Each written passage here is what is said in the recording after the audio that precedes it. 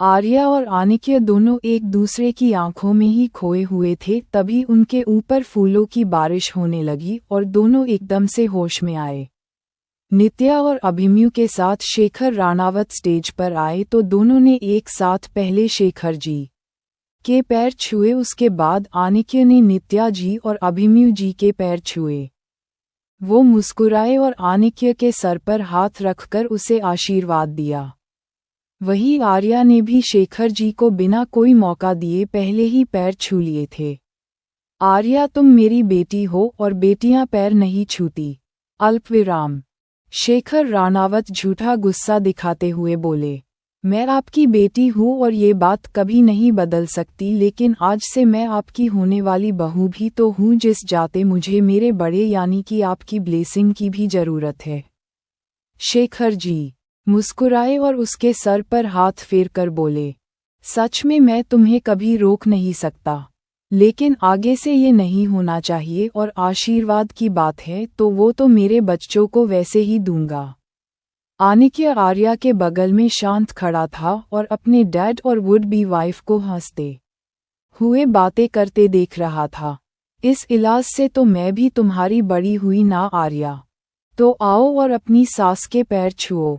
उद्धरण चिन्ह अल्पविराम। रश्मि राणावत, जिनका उनके पास आने का कोई इरादा नहीं था, उन्होंने आर्या की बात सुनी तो डेविल स्माइल करते हुए स्टेज पर आ गई। आर्या और आनिक्य दोनों ने उन्हें कोल्डली देखा। उसका बिल्कुल भी नाटक करने का इरादा नहीं था, फिर चाहे कोई भी उसके बारे में कुछ भी सोचे। क्या हुआ, क्या सोच रही हो? अब मैं ही बची हूँ जिसका आशीर्वाद तुम दोनों ने नहीं लिया है। रश्मि राणावत एक प्लेफुल लुक के साथ कहती है, मिस दीवान, आपको सच में याद नहीं है या फिर भूलने का नाटक कर रही हो? मेरे मंगेतर की माँ आप नहीं है और वो आपको मानता भी नहीं है, तो मैं बिना उसकी परमिशन के आपको कैसे अपने बड़े का दर्जा दे सकती हूँ? आर्या ने बहुत ही अच्छे से अपने शब्दों को ट्विस्ट किया और सब कुछ आनिक्य पर डाल दिया, क्योंकि उसे तो लोग चार बातें सुना सकते थे, लेकिन आनिक्य राणावत के सामने कहने की किसी की हिम्मत नहीं थी, फिर चाहे वो सामने खड़ी वो दोगली औरत ही क्यों ना हो, जो बेशर्मी से यहाँ उससे सांस होने का हक मांग रही है। वही उसके जवान से रश्मि राणावत की हंसी जम गई और वो आनिक्य को घूरने लगी, जो बिना किसी भाव के खड़ा था और उसका पूरा फोकस आर्या के ऊपर ही था। अगर कोई ध्यान से देखे तो उसकी आंखों में बहुत ही गहरा अफेक्शन नजर आता, जो सिर्फ अपने पास खड़ी लड़की के लिए है, जो उसकी जिंदगी बन चुकी है और बहुत जल्द पूरी तरह से उसकी जिंदगी में शामिल होने वाली है। मिसेज राणावत, आप मेरे डैड की वाइफ हो सकती है, लेकिन मेरी मॉम कभी नहीं। अगर आपको इतना ही शौक है सांस बनने का तो अपने बेटे की शादी करवा लो और जितने चाहे उस पर हुक्म चलाना, लेकिन मेरी वाइफ से आगे से इस तरह के सवाल मत करना, जिससे उसे तो कोई फर्क नहीं पड़ेगा, बस हमें आपको आपकी जगह बार बार याद दिलानी पड़ेगी। रश्मि राणावत सबके सामने अपनी इंसल्ट होता देख शर्मिंदा हो गई थी। अब वो एक मिनट भी वहां नहीं रुक सकती थी। ऐसा नहीं था कि उन्हें गुस्सा नहीं आ रहा था, बहुत आ रहा था, लेकिन वो अच्छी तरह जानती है कि किसके सामने गुस्सा दिखाना है और किससे डरना है। वो बिना कुछ कहे अपना चेहरा नीचे लटकाए स्टेज से वापस अपनी टेबल के पास चली गई। जितने भी लोग आए थे वो उन्हें अजीब नज़रों से देख रहे थे, लेकिन ये थोड़ी देर के लिए ही रहा, क्योंकि वो सब बहुत ही बड़ी बड़ी फैमिली से थे और उनके लिए ये सब नॉर्मल बात थी। साथ ही उन्हें गॉसिप में इतना इंटरेस्ट भी नहीं था। जाते हुए रश्मि जी ने उदासी से शेखर राणावत को देखा था, लेकिन उनकी नज़र तो आर्या पर ही थी। उन्होंने ने एक नज़र भी उनकी तरफ नहीं देखा था, जिससे उन्हें सबसे ज्यादा बुरा लगा था। वही माहौल को नॉर्मल करने के लिए मिहिर ने कहा, अब आप लोग किस चीज़ का वेट कर रहे हो? जल्दी से दोनों को गिफ्ट दीजिए और फोटो क्लिक कराकर नीचे आइए, हमारा भी नंबर है। उसकी बात सुनकर आसपास का माहौल फिर से अच्छा हो गया। शेखर जी ने अपने हाथ में पकड़े पेपर बैग से एक संदूक जैसा बॉक्स निकाला और उसे आर्या को देते हुए बोले, ये आनिक्य की मॉम यानी कि तुम्हारी सास के गहने हैं जिन्हें उसने अपने बेटों की बहू के लिए रखी थी। श्राद्ध को मैं उसका हिस्से की दे चुका हूँ और अब ये तुम्हारा हिस्सा है और उनका प्यार उसकी के साथ मेरी तरफ से एक छोटा सा तोहफा। शेखर जी ने अपनी जेब से एक वेलवेट बॉक्स निकाला और उसे खोलकर आर्या के सामने कर दिया। जैसे ही बॉक्स खुला तो उसके अंदर बहुत ही सुंदर 2 चैन थी जिनका पेंडेंट आपस में जुड़ा हुआ था। जब आर्या ने उसे छूते हुए अलग किया तो आधा दिल अलग हो गया, जिसके साथ उनके नाम के इनिशियल भी थे। आर्या मुस्कुराई और बोली, ये गिफ्ट बहुत ही अच्छा है अंकल। अभी तो तुमने कहा कि मेरी बहू बनने वाली हो, फिर अब अंकल क्यों? तुम्हें भी आनिक्य की तरह आज से मुझे डैड कहकर बुलाना होगा। Okay dad. अल्पविराम। आर्या ने स्माइल करते हुए कहा। उसके बाद अभिमन्यु जी और नित्या जी ने दोनों को गिफ्ट दिया। जब आर्या ने खोला तो उसमें कुछ पेपर्स थे और चाबियां थी। उन दोनों ने एक दूसरे को देखा, फिर सामने खड़े नित्या जी और अभिमन्यु जी को। वही उनकी आंखों में छाए सवाल को उन्होंने भी पढ़ लिया था, इसलिए सबसे पहले नित्या जी प्यार से बोली, आर्या इसमें ज्यादा कुछ नहीं है, बस वही है जिस पर तुम्हारा हक है। तुम्हारे नानाजी का सब कुछ उन्होंने तुम्हारे नाम किया हुआ है और ये पेपर्स उनकी प्रॉपर्टी और उस कंपनी के हैं। साथ ही ये चाबियां उन शॉप्स की है जिन्हें मैंने और तुम्हारे पापा ने तुम्हारे नाम पर खरीदी थी और आज सबसे ज्यादा प्रॉफिट अर्न कर रही है। ये सब तुम्हारा है मेरी बच्ची, साथ ही अब से आनिक्य का भी। जैसे ही नित्या जी ने अपनी बात खत्म की उसके बाद अभिमन्यु जी बोले, हमारी कंपनी के 10% शेयर जो तुम्हें बहुत पहले मिल जाने चाहिए थे वो मैं अब दे रहा हूँ, क्योंकि इससे बेहतर टाइम कोई हो नहीं सकता था। फिर उस बॉक्स से एक पेपर निकालकर आनिक्य के हाथ में रखते हुए, ये वो लैंड है जो मेरी बेटी को बचपन में बहुत पसंद था और वो वहाँ अपने सपनों का घर बनाना चाहती थी। अब मैंने उस जमीन को तुम्हारे नाम कर दिया है क्योंकि उसका परिवार आगे तुमसे ही होगा, और घर भी इसलिए मैं चाहता हूँ कि फ्यूचर में तुम कभी भी घर बनाओ तो इस जगह पर बनाना और मेरी बेटी के सपने को पूरा करना। अंकल, ये बहुत ज्यादा है और आपको कहने की जरूरत नहीं है। आर्या के सपने मेरे सपने हैं और मैं उन्हें सबसे पहले पूरा करूंगा, और जैसे घर वो चाहती है बिल्कुल वैसा उसके लिए बनवाऊंगा। आनिक्य अभी ही सगाई हुई है और अभी ही तुम भूल गए कि अब रिश्ते बदल चुके हैं और अब हम भी तुम्हारी फैमिली है। अभिमन्यु जी ने सख्ती से कहा, लेकिन उनकी आंखों में शरारत साफ नजर आ रही थी। सॉरी डैड, आगे से मैं ये बात नहीं भूलूंगा। उसके बाद तीनों नीचे आ गए। उनके बाद नंबर आया कार्तिकेय, श्रद्धा और अभीर आकृति। दोनों ने उन्हें गले लगाया और बधाई दी, फिर गिफ्ट देकर फोटो खींचवाने के बाद नीचे आ गए। उसके बाद अगस्त्य आया और उसके साथ मिहिर। दोनों ने अपने अपने गिफ्ट उन दोनों को दिए। तभी आर्या कंफ्यूज होकर सवाल पूछती है, अगस्त्य भाई, रीत भाभी नहीं आए? जिस पर अगस्त्य कुछ पल के लिए तो शांत हो जाता है, लेकिन फिर एक स्माइल के साथ बोलता है, वो आना चाहती थी लेकिन इन दिनों वो बहुत बिजी है। वो अपने असली माता पिता के बारे में पता कर रही है, जिसके वो बेहद ही करीब पहुंच गई है, इसलिए वो बीच में छोड़कर नहीं आ सकती।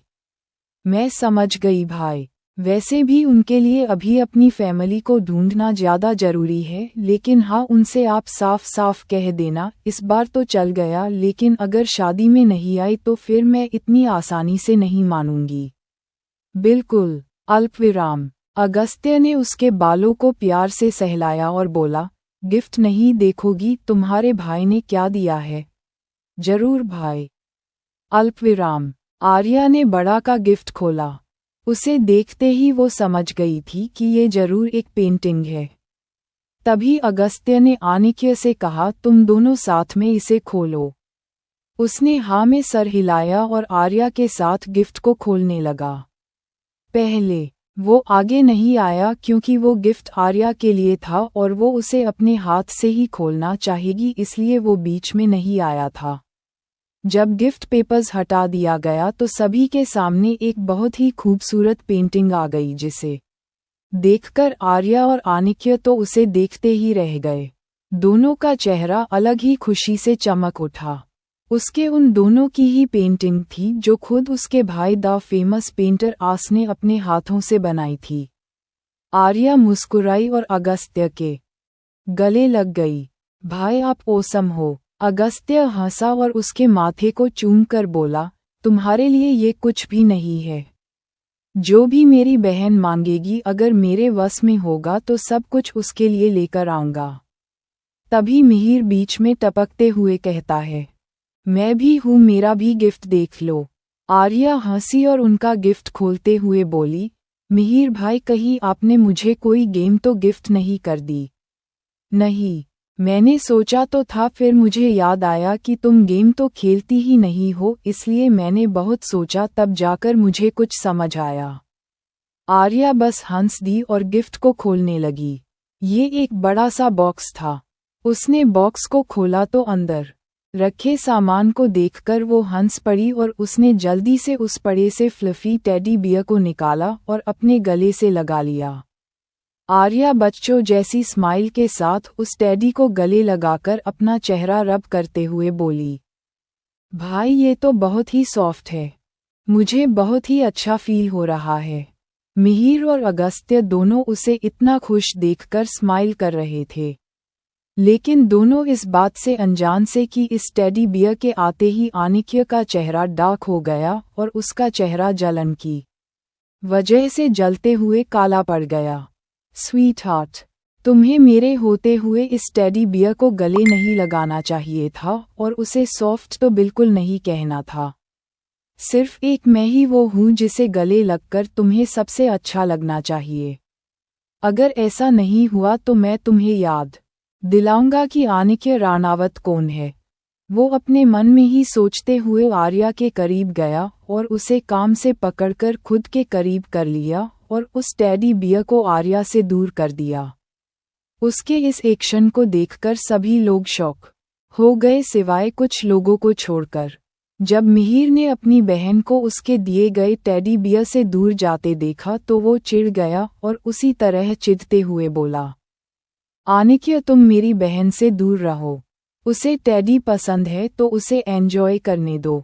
देखो तुमने कितनी जोर से उसे पकड़ा है, जिससे उसे दर्द होगा। अगर वो टेडी को पकड़ती तो उसे कुछ नहीं होता। मेरी बहन एक फूल है और उसे सॉफ्ट चीजें ही पसंद है।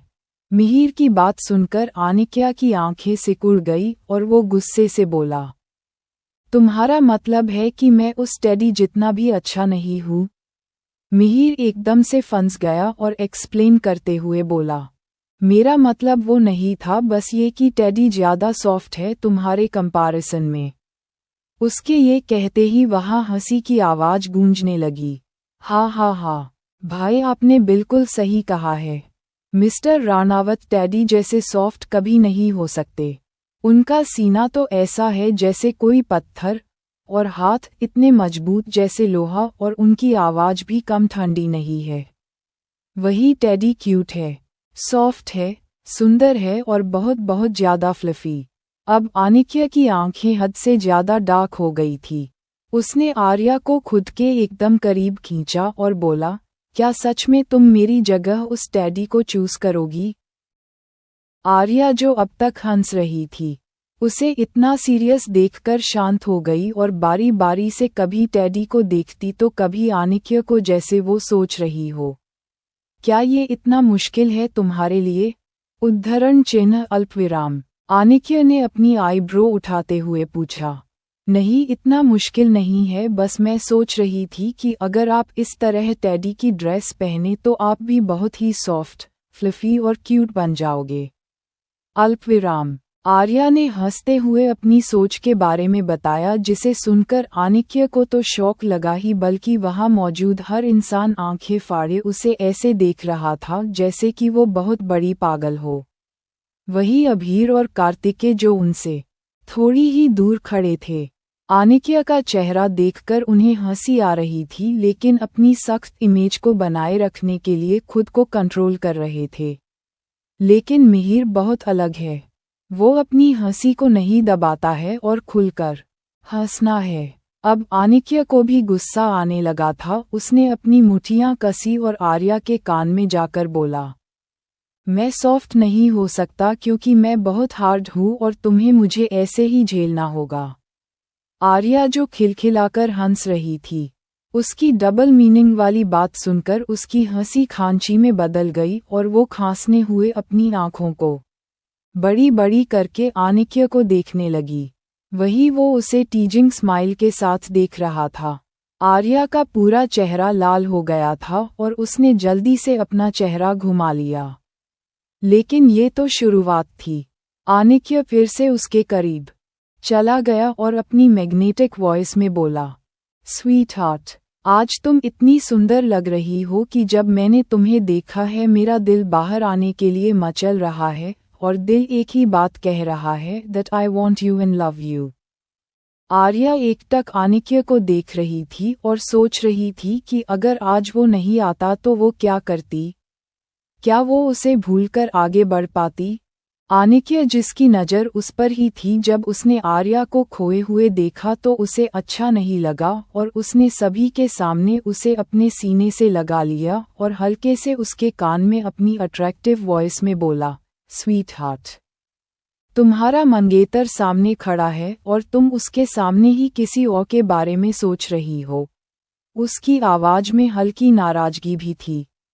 आर्या होश में आए और बिना किसी भाव के बोली, मैं किसी और के ख्याल में नहीं बल्कि आपके बारे में सोच रही थी कि अगर आप आज नहीं आते तो मैं सब कुछ कैसे संभालती, कैसे अपनी फैमिली को संभालती।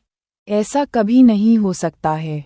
मैं तुमसे चाहे कितना भी नाराज हो जाओ लेकिन कभी तुम्हें दूसरों के सामने झुकने नहीं दे सकता। और यहाँ तो मेरी पूरी जिंदगी का सवाल था, अगर आज मैं अपने गुस्से में अंधा होकर नहीं आता तो मैं अपने जीने की वजह ही खो देता। आनिक्य के इतने गहरे शब्दों को सुनकर आर्या की आंखों में खुशी भरी चमक आ गई और उसने कस के आनिक्य को अपनी बाहों में भर लिया। वही सभी मेहमान उन्हें ऐसे देखकर शॉक रह गए, क्योंकि उनके सामने जो शख्स था वो एरोगेंट, निर्दय और एक ठंडा इंसान है जो एक रोबोट की तरह अपनी जिंदगी जीता है। वही इस तरह किसी को इस हद तक प्यार भी कर सकता है, ये तो उनके लिए किसी चमत्कार की तरह था। वही रश्मि राणावत जो मल्लिका सक्सेना के साथ खड़ी थी, उसने स्टेज की तरफ देखते हुए चिढ़कर कहा, पता नहीं इस लड़की ने ऐसा क्या जादू कर दिया है आनिक्य पर कि अब उसे इस आर्या के अलावा कोई दिखता ही नहीं है। जादू तो किया है इसने जो कि अब मेरे लिए धीरे धीरे खतरा बनता जा रहा है।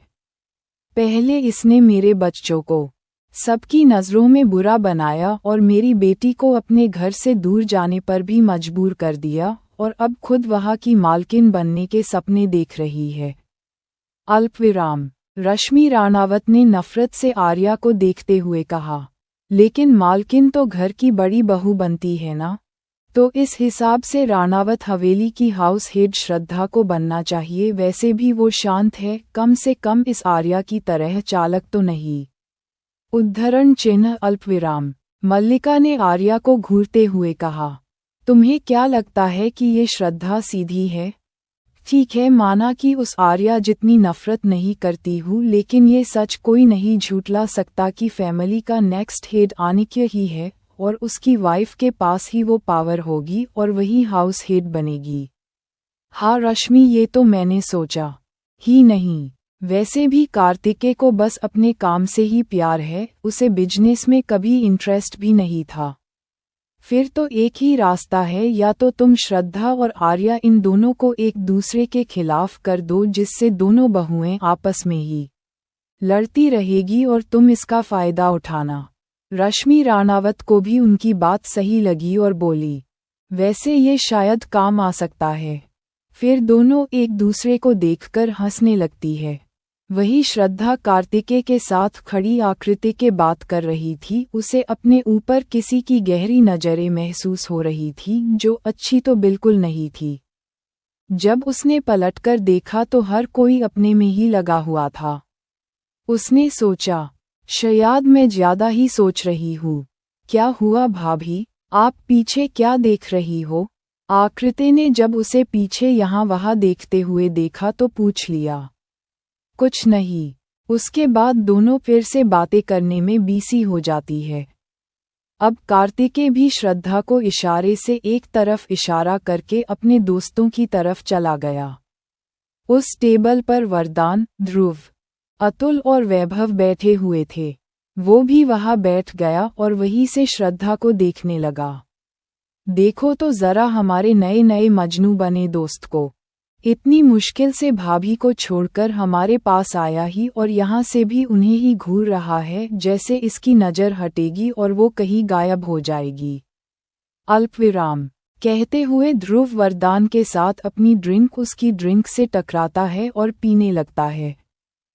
कार्तिकेय जिसकी नज़र श्रद्धा पर थी उसके बीच में बोलने से चिढ़ गया और घूरते हुए उसे देखकर बोला, तुम मुझे चिढ़ाना बंद करो क्योंकि अगर मैं इस चीज़ पर उतरा तो तुम्हारा घर भी बसने नहीं दूंगा और मुझे बताने की ज़रूरत तो है नहीं कि तुम्हें मेरी साली तक पहुंचने के लिए मेरे अप्रूवल की ज़रूरत तो पड़ेगी ही। आखिरी लाइन उसने सार्केस्टिकली कही थी ध्रुव को देखते हुए। ध्रुव जो रेड वाइन पी रहा था वो एकदम से उसके मुंह से बाहर निकल गई। उसकी इस हरकत पर सभी टेबल से दूर हो गए। वही ध्रुव हड़बड़ाते हुए कार्तिकेय को देखकर बोला, अरे मैं तो वरदान को ये बता रहा था कि हमारा दोस्त भाभी के साथ कितने गहरे प्यार में है कि उसकी नज़र उनसे हटने का नाम ही नहीं ले रही है और तू उल्टा मुझे ही धमकी दे रहा है।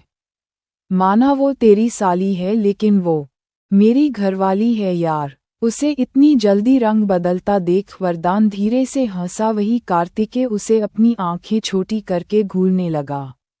वही एक पिलर के पीछे छुपी कृपा जिसकी नज़र शुरू से ही श्रद्धा पर टिकी हुई थी। उसने पार्टी में आज किसी पर भी ध्यान नहीं दिया था। वो शांत जरूर लग रही थी लेकिन वो बस आंखों का धोखा था। उसने अपनी मुट्ठी को कसकर दबा रखा था जिससे उसके नाखून उसकी हथेली में गड़ रहे थे। उसे दर्द का कोई एहसास नहीं था। उसकी आंखें लाल और सूजी हुई थी जो मेकअप की वजह से ज़्यादा अच्छे से दिख नहीं रही थी। उसकी आंखें श्रद्धा के मुस्कुराते चेहरे पर ही टिकी हुई थी। तभी किसी ने पीछे से उसके कंधे पर हाथ रखकर तब जाकर वो होश में आए और उसने जब पलटकर देखा तो सामने कोई और नहीं अनरी खड़ी थी जिसने स्ट्रैप वाला ब्लैक सिमरी वन पीस पहना हुआ था। कृपा तुम यहाँ क्या कर रही हो? फिर उस तरफ देखते हुए जहाँ थोड़ी देर पहले कृपा की नज़र थी वो आगे बोली, क्या तुम्हें श्रद्धा पसंद नहीं है? मतलब मैंने देखा था जब उस दिन मॉल में भी तुम बहुत हैरान थी और अजीब तरह से उसे देख रही थी।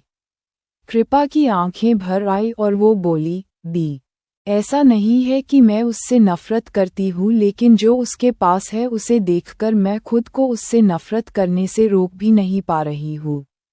मेरे अंदर गुस्सा भरता जा रहा है। मुझे समझ नहीं आ रहा है कि मुझे क्या करना चाहिए। उसकी बात सुनकर अनरी की आंखों में एकदम से एक शैतानी चमक आ जाती है और वो फिक्र का नाटक करते हुए बोलती है, मैं तुम्हारा हाल समझ रही हूँ क्योंकि आज मेरे साथ भी वही हुआ है। मैंने भी अपने प्यार को किसी और के साथ सगाई करते हुए देखा है और बहुत जल्द उनकी शादी भी हो जाएगी। कहते हुए वो उदास हो गई और उसकी आंखों से आंसू भी बहने लगे। कृपा ने जल्दी से उसके आंसू साफ किया और बोली, मुझे पता है दी आज वो सब आपसे छीन लिया गया है जो आपका होने वाला था लेकिन यही तो सच्चाई है कि जो भी ज़्यादा पावरफुल होता है वो अपने से कमज़ोर को दबा ही लेता है। फिर स्टेज की तरफ देखते हुए जहां आर्या मुस्कुरा रही थी वो आगे बोली, कैसे किसी और का हक छीनकर खुश रह सकते हैं लोग? जब मिस्टर राणावत आपके साथ सगाई करने वाले थे फिर उनका अचानक से कैसे मन बदल सकता है? अनरी अपनी आंखों में उदासी लाते हुए। हर किसी को बेस्ट चाहिए होता है कृपा, और आर्या भले ही मुझसे छोटी है लेकिन वो मुझसे काबिल है। उसके सामने मैं कुछ भी नहीं हूँ। पर दी वो आपके बराबर कैसे हो सकती है? हाँ, बस उनका परिवार बहुत अमीर है लेकिन अभी तक उन्होंने खुद कुछ भी अचीव नहीं किया है। जो है उनके पास वो सब तो उनके परिवार वालों ने दिया है। अभी भी वो कॉलेज में है और आगे जाकर भी एक कंपनी उन्हें बिना किसी मेहनत के सजा कर दे दी जाएगी। कहा आप इतनी बड़ी मॉडल है और बिना अपनी फैमिली के सपोर्ट के यहाँ तक आ गई हो। अपनी तारीफ सुनकर अनरी अंदर ही अंदर खुश हो रही थी लेकिन उसने इसे अपने चेहरे पर नहीं आने दिया। वो उसी तरह उदास चेहरा बनाकर बोली, जो हुआ उसे मैं बदल तो नहीं सकती लेकिन मैं देख सकती हूँ कि तुम्हारे दिल में भी किसी को लेकर दर्द है, तो मुझे बताओ, मैं हूँ तुम्हारे लिए। अनरी के ये कहते ही कृपा की आंखों में भरे आंसू बह गए और उसका दुख उसके चेहरे पर दिखाई देने लगा। क्यों रो रही है हो? मुझे बताओ। अनरी उसके चेहरे को थामकर झूठी फिक्र दिखाकर पूछती है। कृपा ने तिरछी नजरों से कार्तिकेय को देखा और अपने दिल के दर्द को सहते हुए बोली, मुझे कार्तिकेय राणावत से प्यार है लेकिन मेरा प्यार अधूरा रह गया और अब मैं उन्हें किसी और के साथ देख नहीं पा रही हूँ। श रोना बंद करो। मैं तुम्हारी आंखों को देखकर ही समझ गई थी लेकिन तुम्हारे मुंह से सुनना चाहती थी। हाँ, उसकी शादी हो गई है लेकिन क्या हुआ, अभी भी तुम्हारे पास मौका है उन्हें अलग करने का। कृपा शौक हो गई और हैरानी से बोली, ये आप क्या कह रही हो? मैं जो कह रही हूँ वो एकदम सही है कृपा।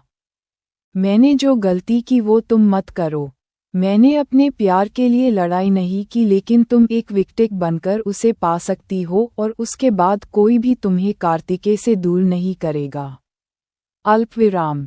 अनरी उसे समझाते हुए बोलती है, पर ये कैसे होगा? कृपा अभी भी कंफ्यूज थी और अनरी की हो देख रही थी। अनरी उसके कान के करीब आए और उसने उसे अपना पूरा प्लान बताया, जिसे सुनकर कृपा की आंखें फैल गई। दी, ये मैं नहीं कर सकती, इसमें बहुत रिस्क है और ये मुझसे होगा भी नहीं। सबसे पहले जिससे मैं प्यार करती हूँ वो मुझसे नफरत करने लगेगा। कुछ नहीं होगा कृपा, बल्कि जिसके साथ गलत होगा वो तुम होगी। सोच लो, यही एक रास्ता है जिसके जरिए तुम्हें अपना प्यार मिल सकता है, और प्यार का क्या है वो तो धीरे धीरे हो ही जाएगा। कृपा अब इस बारे में गहराई से सोचने लगती है। उसे कन्विंस होता देखकर अनरी के होठों पर एक डेविल स्माइल आ जाती है। वही स्टेज पर सभी गेस्ट ने गिफ्ट दे दिए थे। उसके बाद एंट्री हुई योगेंद्र राय की, जिन्हें वहां देखते ही हर कोई हैरान रह गया। उनके बगल से एक लाइन में 4 बटलर खड़े थे और उन्होंने बड़ी बड़ी थाल पकड़ी हुई थी जिन्हें कपड़े से ढका गया था। देखने से शगुन जैसा लग रहा था। जब आर्या की उन पर नजर गई जो वो सोफे से उठ गई और एक बड़ी सी स्माइल के साथ बोली, अल्पविराम, छोटे नानू। उसके इतने प्यार से पुकारने पर सभी का ध्यान जो अभी योगेंद्र जी पर था अब आर्या पर आ चुका था। अपनी स्वीटहार्ट को खड़ा होता देखा आनिक्य, जो हैरान था लेकिन अगले ही पल उसके मुंह से निकले शब्दों को सुनकर वो भी खड़ा हो गया और दोनों ने एक साथ आगे बढ़कर उनका आशीर्वाद लिया। जीते रहो, सदा खुश और हमेशा एक साथ रहो। उनका आशीर्वाद पाकर दोनों मुस्कुरा देते हैं। आनिक्य के होठों पर हल्की सी स्माइल आई थी जो जल्दी ही चली गई। तभी योगेंद्र जी सभी बटलर को देखते हुए बोले, आगे आओ। उनके ऑर्डर देते ही सभी आगे आ गए और सबसे पहले वो बटलर आगे आया जो आगे खड़ा था। योगेंद्र जी ने उस थाल से कपड़ा हटाया और आनिक्य को देखकर बोले, ये शगुन हमारी तरफ से है, हमारी प्यारी नातिन के लिए है। इसे स्वीकार करे। जब सभी ने उस थाल को देखा तो उसमें चांदी और सोने के सिक्के थे। फिर दूसरा आगे आया और उसके ऊपर से कपड़ा हटाया तो उसमें लड़के के कपड़े थे। फिर तीसरा जिसमें कुछ पेपर्स थे और आखिरी वाले में 2 जेड ब्रूच जो दिखने से ही ऐसे लग रहे थे जैसे कपल के लिए ही बनाए गए हो। उसमें ब्लू सफ़ायर जेड था जो गहरे समुद्र जैसा लग रहा था और उसकी चमक बहुत ही तेज थी, एकदम क्रिस्टल क्लियर। आनिक्य ने सबसे पहले आर्या को देखा तो उसने एक स्माइल के साथ कहा, ये छोटे नानू का अंदाज है। वो भी अपनी तरफ से कोई रस्म करना चाहते थे, इसलिए ये सब, इतना कहकर वो चुप हो गई। आनिक्य ने कहा, नाना जी, मेरे लिए यही किस्मत की बात है कि मुझे आप आर्या दे रहे हो। उसके आगे सब कुछ फीका है। रही बात इन तोहफों की तो मुझे इनकी कोई जरूरत नहीं है। योगेंद्र जी मुस्कुराए। उनका झुर्रियों से भरा चेहरा आज भी अलग ही तेज से चमक रहा था और उनकी सौम्य मुस्कान सभी को शांति दे रही थी। ये सब तुम्हारा ही, क्योंकि ये सब आर्या का है और मुझे तो नहीं लगता कि एक पति अपनी पत्नी की चीजों को अपने पास रखने से मना करेगा। उनकी बात सुनकर सभी मंद मंद मुस्कुराने लगे और आनिक्य आंखें फाड़े उन्हें देखने लगा, क्योंकि उन्होंने उसे बहुत अच्छी तरह से अपने शब्दों के जाल में फंसा लिया था। आनिक्य फिर मना करने के लिए कोई बहाना बनाता कि तभी आर्या ने उसके हाथ को पकड़ लिया। दोनों की आंखें मिल गई और आर्या ने आंखों ही आंखों से कुछ कहा, जिसे समझकर उसने उन थालियों पर हाथ रखकर उसे स्वीकार कर लिया। हा, आखिर मैं तुझे भी अपनी बीवी की बात माननी ही पड़ी। उनके चिढ़ाने पर आनिक्य भड़का नहीं, बल्कि उसने हल्की सी स्माइल की। योगेंद्र जी ने उसी वक्त वो कपल ब्रूच निकाले और दोनों के सामने करते हुए बोले, ये है आप दोनों का गिफ्ट। अब जल्दी से एक दूसरे को इसे पहना दो। उसका डिज़ाइन देखकर आर्या को वो काफ़ी अच्छा लगा। दोनों ने एक दूसरे को पहनाया। वही आनिक्य बस इसलिए खुश था क्योंकि वो दोनों कपल ब्रूच पहने हुए हैं।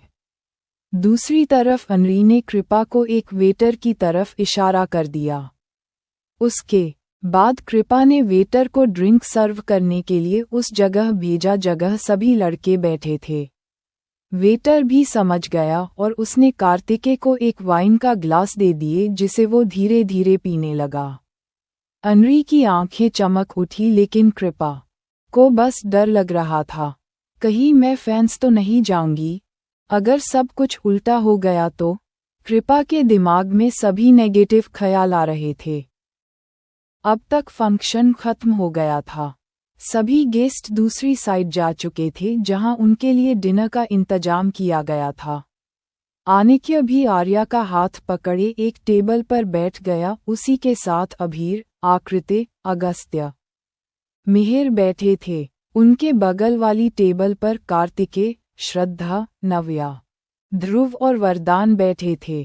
खाना सबको सर्व कर दिया गया था और सभी खाते हुए बातें कर रहे थे।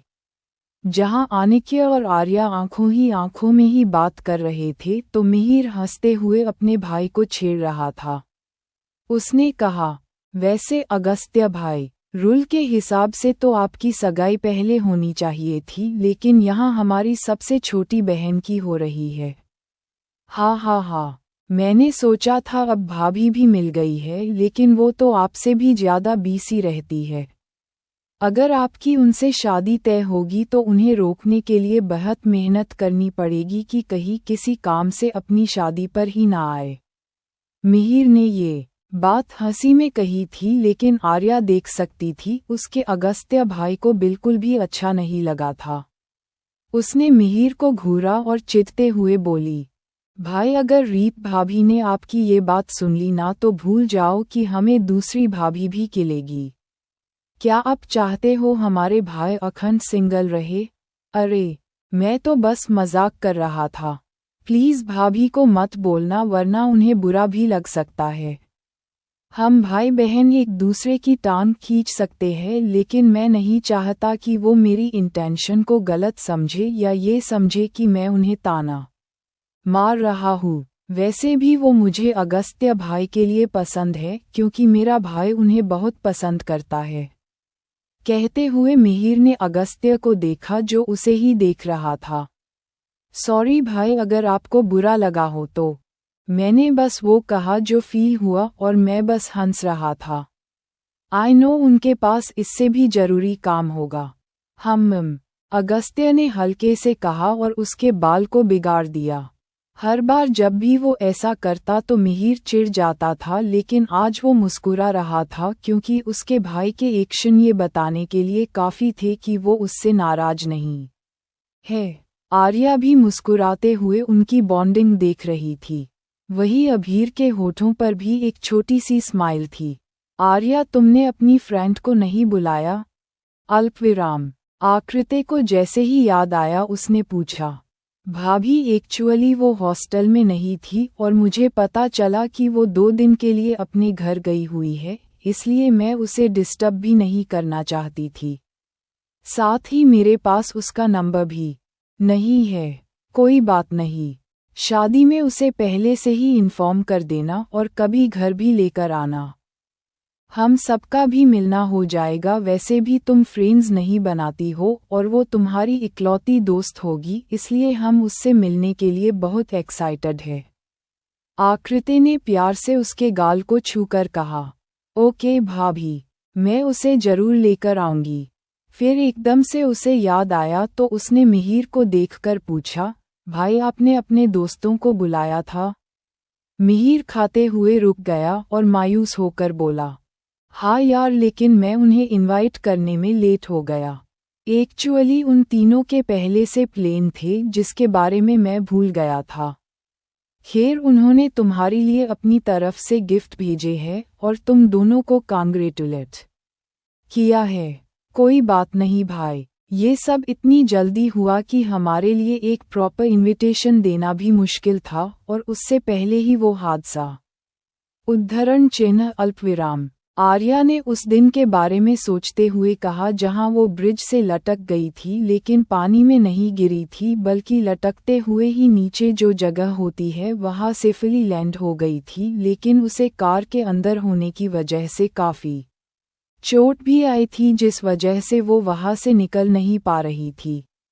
ऐसे ही बातें करते हुए उन्होंने खाना खाया। वही कृपा और अनरी एक साथ बैठे थे। दोनों ने थोड़ा बहुत ही खाया था। कृपा की नज़र कार्तिकेय पर थी जो अपने हाथों से श्रद्धा को खिला रहा था। ये देखकर उसकी आंखों में जलन और उदासी छा गई।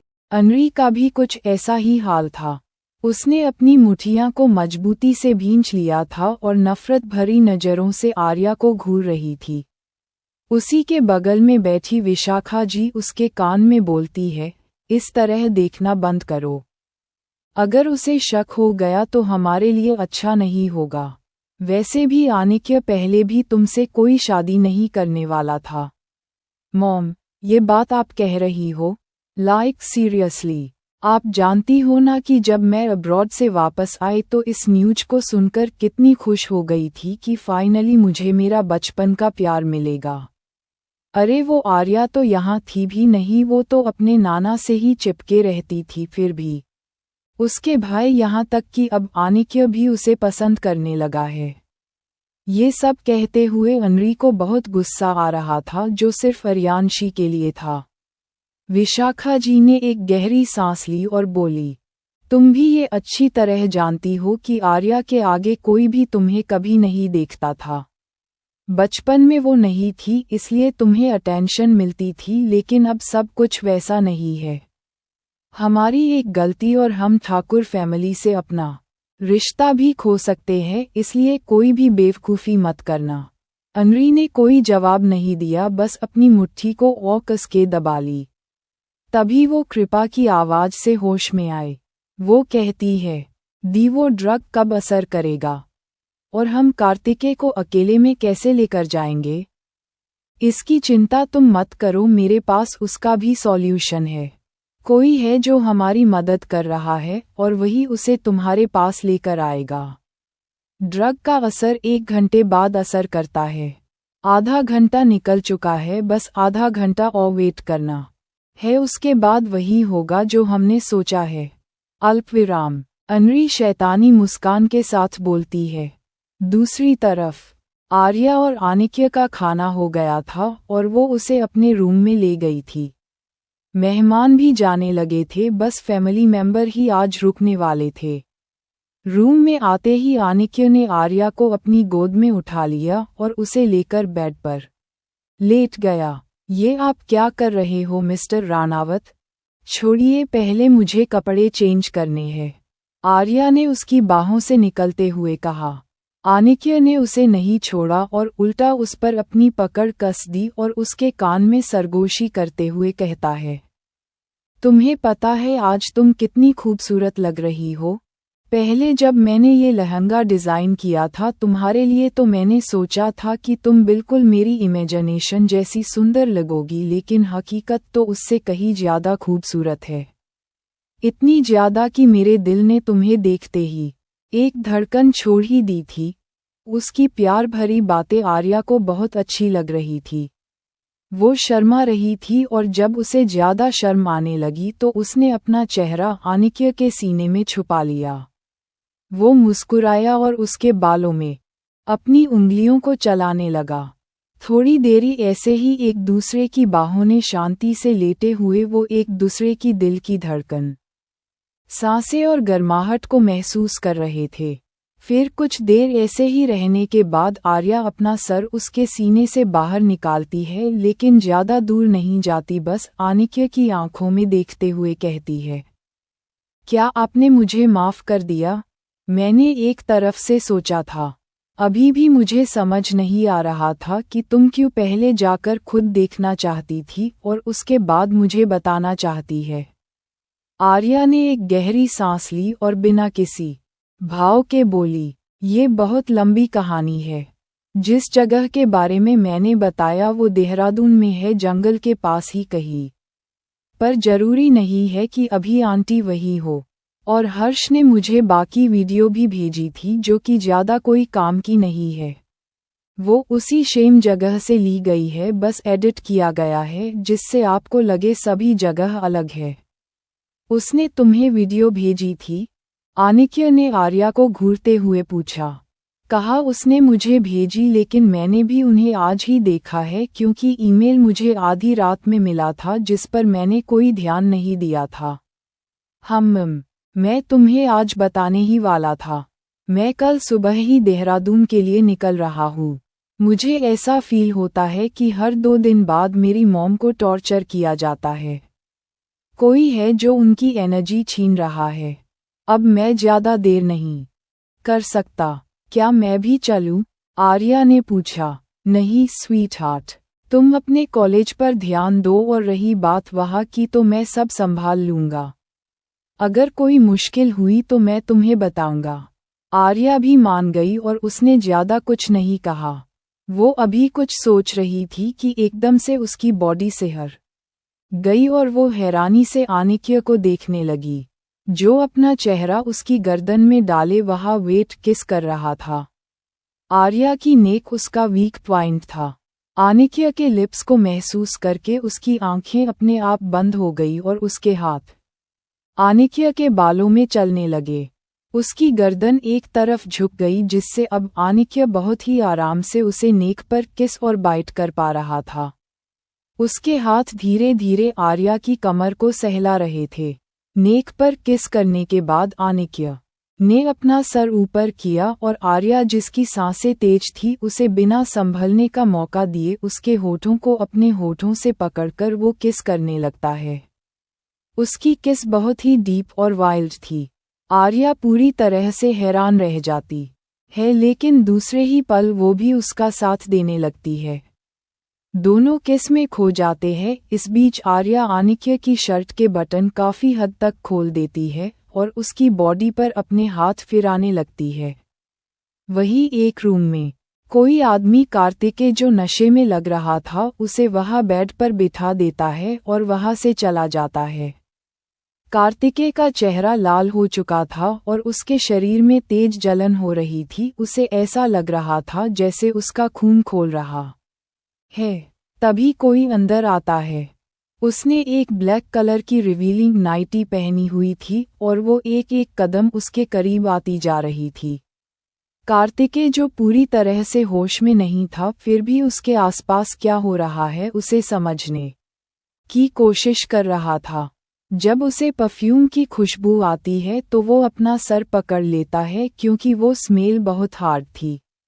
वो अपनी आंखें खोलने की पूरी कोशिश करता है लेकिन फिर भी उसके पलकें बार बार बंद हो जाती। वही वो अंदर आए लड़की उसकी कोशिश को देखकर हंसती है और खुद से कहती है, आज तुम्हें मेरा होने से कोई नहीं रोक सकता। उसके बाद तुम्हें मर्जी से या जबरदस्ती मेरे साथ रहना ही होगा।